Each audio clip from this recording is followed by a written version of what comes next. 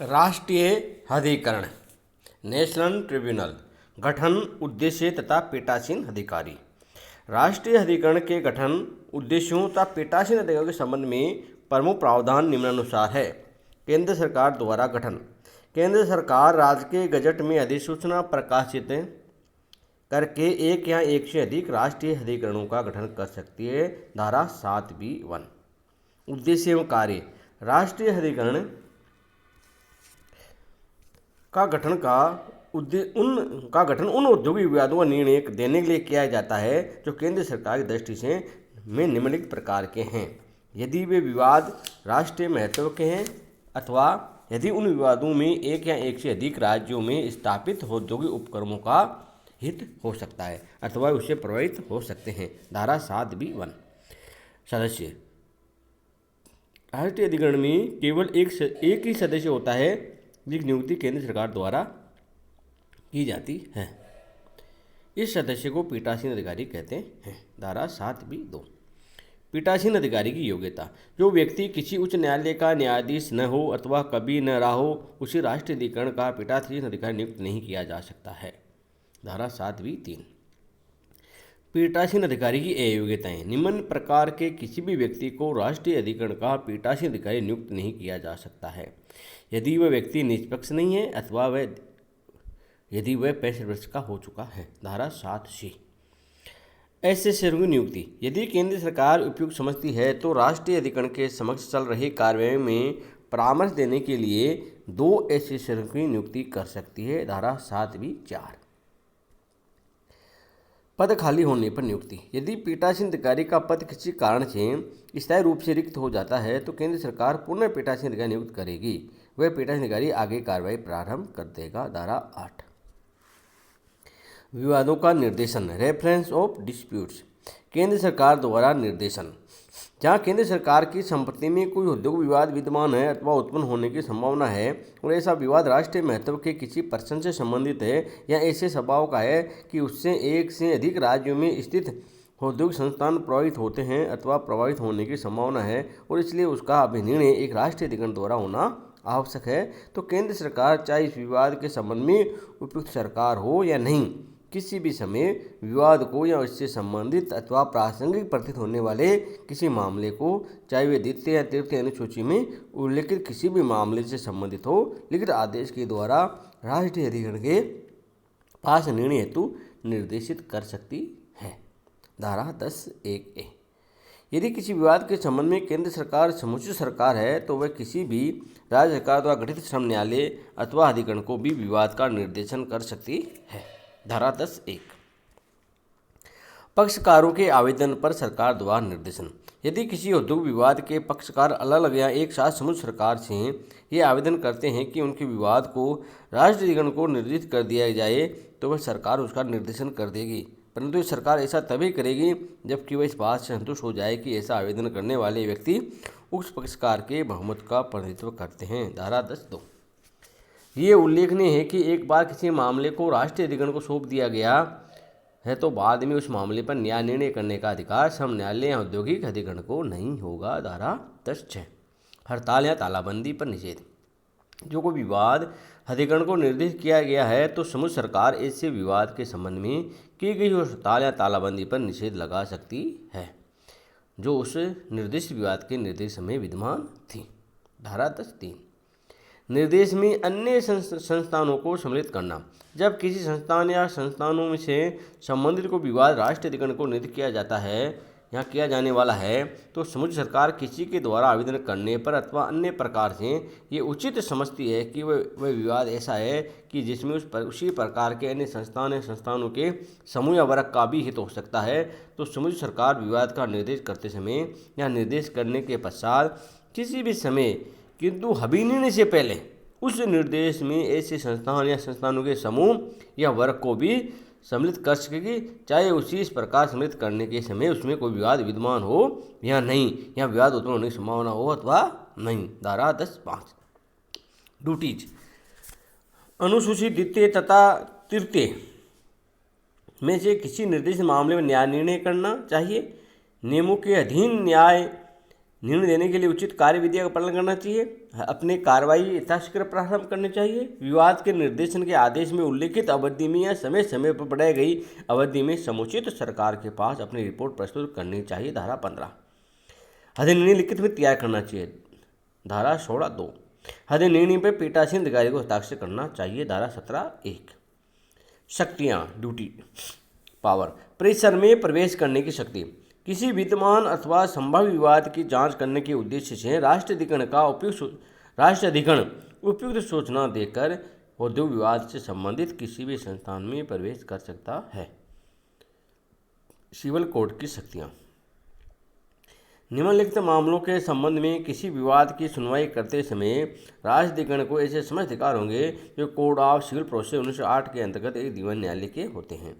किसी व्यक्ति को उपस्थित होने के लिए बाध्य करने और शपथ देकर उसकी जांच करने के संबंध में, प्रलेखों एवं महत्वपूर्ण वस्तुओं को प्रस्तुत करने के लिए बाध्य करने के संबंध में, गवाहों की जांच करने के लिए अधिकार प्रदान करने के संबंध में, ऐसे अन्य मामलों के संबंध में जो निर्धारित कर दी जाए।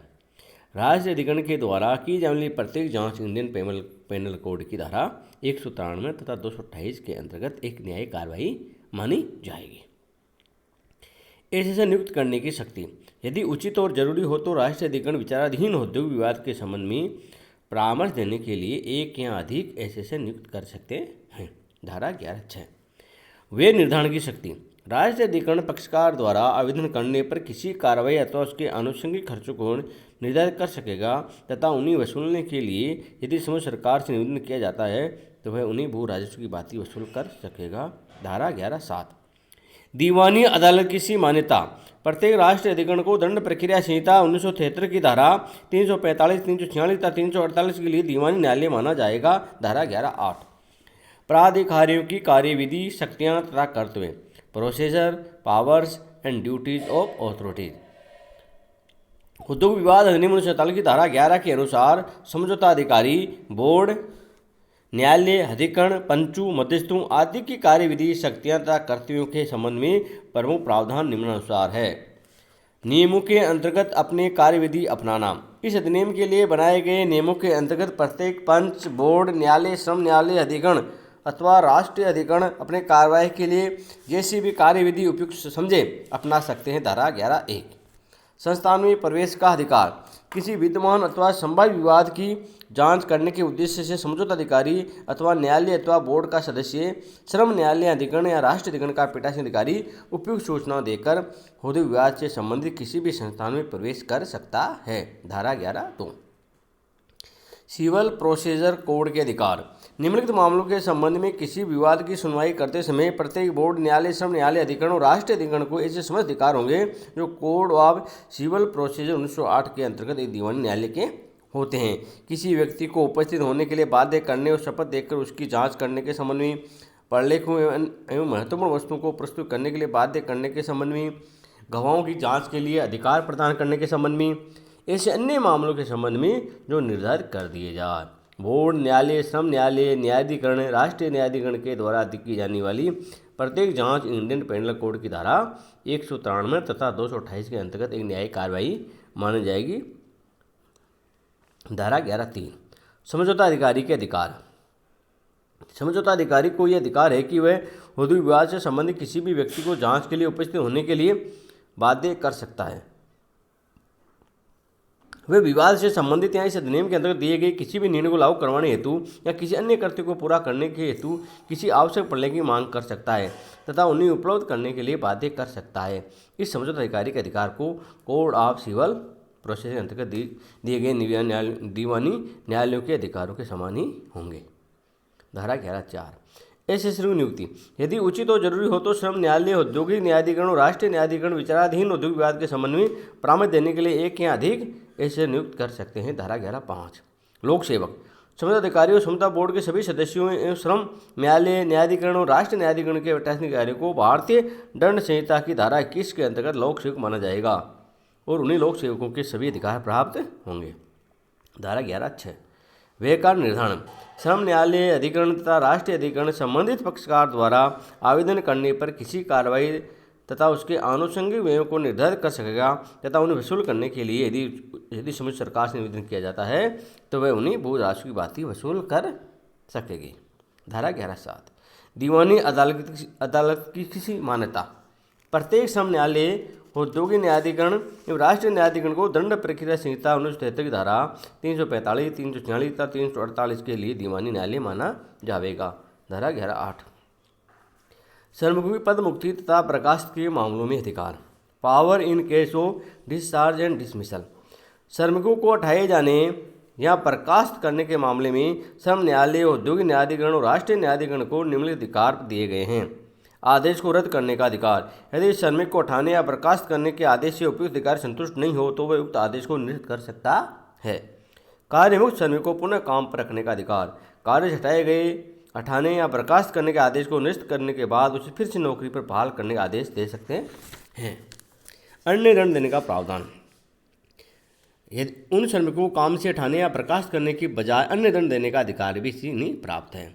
यहाँ ये अधिकार प्रयोग करते समय ये प्राधिकरण कोई नई गवाही नहीं ले सकेंगे और उन्हें पूर्व में दिए गए प्रमाणों पर ही विश्वास करना होगा जिन रिकॉर्ड किया जा चुका था। धारा 11(a) औद्योगिक विवादों का निर्देशन। Reference of industrial dispute. जब भी कभी औद्योगिक विवाद उत्पन्न होता है तो संबंधित प्राधिकारी को निर्णय हेतु निर्देश किया जाता है। भिन्न भिन्न दशाओं में विवादों को भिन्न भिन्न व्यक्तियां, सरकार भिन्न भिन्न प्राधिकारियों को निर्देशित करते हैं। औद्योगिक विवादों को निर्देशित करने के अधिकारी निम्नलिखित हो सकते हैं। श्रमिक अथवा श्रम संघ द्वारा निर्देशन, समुचित सरकार द्वारा निर्देशन, केंद्र सरकार द्वारा निर्देशन, पक्षकारों के आवेदन पर समुचित सरकार द्वारा निर्देशन, ऐच्छिक पंजीकरण के लिए पक्षकारों द्वारा निर्देशन। अब श्रमिक या श्रम संघ द्वारा निर्देशन। औद्योगिक विवाद अधिनियम में 1982 में किए गए संशोधन के अनुसार श्रमिकों के व्यक्तिगत औद्योगिक विवाद के निपटारे के लिए परिवेदना निर्माण प्राधिकारी के गठन की व्यवस्था है। जब भी किसी श्रमिक विशेष से संबंधित कोई औद्योगिक विवाद उत्पन्न होता है तब वह श्रमिक अथवा श्रम संघ जिसका वह सदस्य हैं उस विवाद को निपटारे के लिए परिवेदना निर्माण प्राधिकारी को सौंप सकता है। धारा 9(c). ये उल्लेखनीय है कि धारा 9(c) में ये व्यवस्था की गई है यदि कोई उद्योग विवाद किसी भी अन्य प्राधिकारी को तब तक निर्देशित नहीं किया जाएगा जब तक कि उस विवाद को परिवेदना निर्माण प्राधिकारी को निर्देशित नहीं कर दिया जा गया हो तथा उसका निर्णय किसी एक पक्षकार को मान्य नहीं हो। समुचित सरकार द्वारा निर्देशन। जब समुचित सरकार की सम्मति में कोई भी औद्योगिक विवाद विद्यमान है अथवा उसके उत्पन्न होने की संभावना है तो वह किसी भी समय एक लिखित आदेश द्वारा उनको नियमानुसार निर्देशित कर सकता है। औद्योगिक विवादों के निपटारे को प्रोत्साहित करने के लिए समझौता बोर्ड को निर्देशित करना। विवाद से संबंधित या प्रासंगिक होने पर किसी भी मामले जांच के लिए जांच न्यायालय को निर्देशित करना। और द्वितीय अनुसूची में उल्लिखित किसी मामले से संबंधित कोई विवाद या मामला श्रम न्यायालय को निर्देशित करना। अनुसूची द्वितीय तथा अनुसूची तृतीय में उल्लिखित किसी भी मामले से संबंधित कोई विवाद या मामला अधिकरण के पास निर्णय हेतु निर्देशित करना। यहाँ ये बात उल्लेख नहीं की थी कोई विवाद अनुसूची तृतीय में उल्लिखित मामले से संबंधित है किंतु उससे 100 से अधिक श्रमिकों को प्रभावित होने की संभावना नहीं है तो इस स्थिति में समुचित सरकार उसे समझे तो उसे भी श्रम न्यायालय को सौंप सकती है। दूसरी महत्वपूर्ण बात यह है कि यदि कोई विवाद लोकोपयोगी सेवा से संबंधित है तथा धारा 22 के अधीन उचित नोटिस दे दिया गया है तो समुचित सरकार यदि उचित समझती है तो इस धारा के अंतर्गत विवाद को अधिकरण को सौंप सकती है, चाहे इस अधिनियम के अंतर्गत अन्य कोई कार्रवाई प्रारंभ से ही क्यों न चल रही हो। परंतु यदि सरकार इनको करती है कि ऐसा नोटिस निरर्थकता परेशान करने के लिए दिया गया है तो उस मामले को अधिकरण को नहीं सौंपेगी। धारा 10 केंद्र सरकार द्वारा निर्देशन।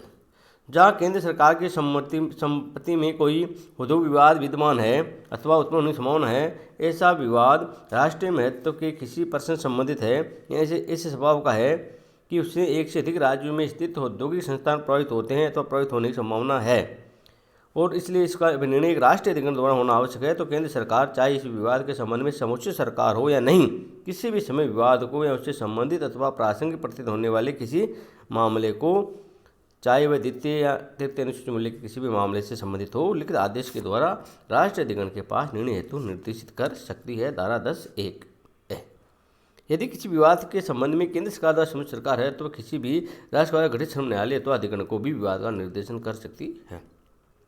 धारा 10(1) पक्षकारों के आवेदन पर सरकार द्वारा निर्देशन।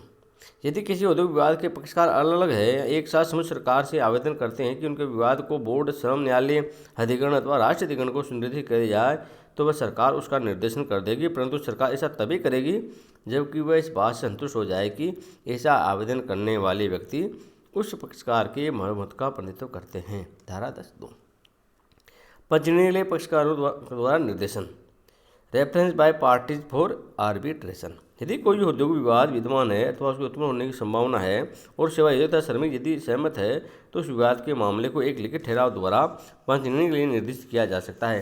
परंतु ऐसा निर्देशन तभी किया जा सकता है जबकि विवाद श्रम न्यायालय, अधिकरण अथवा राष्ट्रीय अधिकरण को निर्णय हेतु निर्णय किया गया हो। धारा 10(1). अब ऐच्छिक पंचनिर्णय, वॉलंटरी आर्बिट्रेशन। औद्योगिक विवाद अधिनियम में वर्ष 1956 में एक बड़ा संशोधन किया गया। इस संशोधन के द्वारा ही इस अधिनियम में पंचनिर्णय की व्यवस्था को जोड़ा गया। इसके बाद 1964 में इसकी व्यवस्थाओं में कुछ और परिवर्तन किए गए। वर्तमान में के संबंध में निम्नलिखित प्रमुख प्रावधान या व्यवस्था लागू हो रही है। पक्षकारों द्वारा मामला सौंपना, जहाँ कोई औद्योगिक विवाद विद्यमान हो या उत्पन्न होने वाला हो, तो उसके पक्षकार यदि सहमत हो तो वे इसी पंचनिर्णय के लिए सौंप सकते हैं। लिखित ठहराव द्वारा सौंपना, विवाद के पक्षकार लिखित ठहराव द्वारा ही मामले को पंचनिर्णय के लिए सौंप सकते हैं। ऐसा ठहराव निर्धारित प्रारूप में होगा। इसमें पक्षकारों के हस्ताक्षर होने आवश्यक है। प्राधिकारियों को सौंपने से पूर्व सौंपना, औद्योगिक विवाद पंचनिर्णय के लिए तभी सौंपा जा सकता है जबकि उसके अधिनियम के अंतर्गत निर्धारित प्राधिकारियों जैसे श्रम न्यायालय या अधिकरण या राष्ट्रीय अधिकरण आदि को नहीं सौंपा गया है।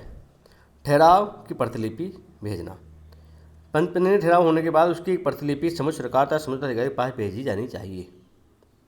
राष्ट्रीय गजट में प्रकाशन, समुचित सरकार पंचनिर्णय ठहराव की प्रतिलिपि प्राप्त होने के 1 महीने के भीतर उसी राष्ट्रीय गजट में प्रकाशित कराएगी।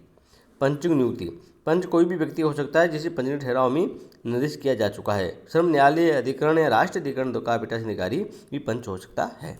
मध्यस्थ की नियुक्ति, यदि पंचनिर्णय ठहराव में उल्लेखित पंचों की संख्या सम है, जैसे 2, 4, 6 आदि है, तो एक मध्यस्थ की नियुक्ति भी की जाएगी। अंपायर होगा जो। ऐसी मध्यस्थ की नियुक्ति का उल्लेख पंचनिर्णय ठहराव में होना अनिवार्य है। अन्य व्यक्तियों को सुनवाई के लिए आमंत्रित करना, जब किसी औद्योगिक विवाद को पंचनिर्णय के लिए सौंप दिया जाता है तो समुचित सरकार को विश्वास हो जाता है कि विवाद को सौंपने वाला व्यक्ति प्रत्येक पक्षकार के बहुमत का प्रतिनिधित्व करते हैं, तो 1 महीने के भीतर एक अधिसूचना प्रकाशित करेगी। यह अधिसूचना एक निर्धारित प्रारूप में होगी। इस अधिसूचना द्वारा विवाद के पक्षकारों के अतिरिक्त सभी संबंधित सेवायोजकों, श्रमिकों को पंचों के समक्ष अपना पक्ष प्रस्तुत करने के लिए आमंत्रित किया जाएगा। पंच इन व्यक्तियों का भी पक्ष सुनेंगे। हड़ताल में तालाबंदी पर प्रतिबंध, यदि विवाद पंचनिर्णय के लिए सौंप दिया गया है तथा सरकार ने अन्य व्यक्तियों को अपना पक्ष प्रस्तुत करने के लिए आमंत्रित करने के हेतु अधिसूचना प्रकाशित कर दी है, तो सरकार विवाद से संबंधित किसी भी विद्यमान हड़ताल या तालाबंदी पर प्रतिबंध लगा सकती है। विवाद की सुनवाई करना तथा तथ्यों की खोज करना, तत्पश्चात पंच विवाद के पक्षकारों को तथा अन्य व्यक्तियों को सुनते हैं तथा विवाद के वास्तविक तथ्यों की खोज करते हैं। यदि निर्णय या पंचांग लिखना और हस्ताक्षर करना, तत्पश्चात मध्यस्थ या पंच निर्णय को लिखते हैं तथा उस पर अपने हस्ताक्षर करते हैं। कभी कभी पंच बराबर संख्या में निर्णय के पक्ष तथा विपक्ष में मतदान करते हैं। इस दशा में मध्यस्थ का निर्णय ही मान्य होगा। उसके द्वारा दिया गया निर्णय ही अधिनिर्णय माना जाएगा। अधिनिर्णय सरकार के पास प्रस्तुत करना, अधिनिर्णय तैयार हो जाने पर पंचों को इसी समुचित सरकार को प्रस्तुत कर देना चाहिए। ये उल्लेखनीय की धारा के संबंध में पंचनिर्णय अधिनियम 1940 किसी भी स्वरूप में लागू नहीं होगा। धन्यवाद।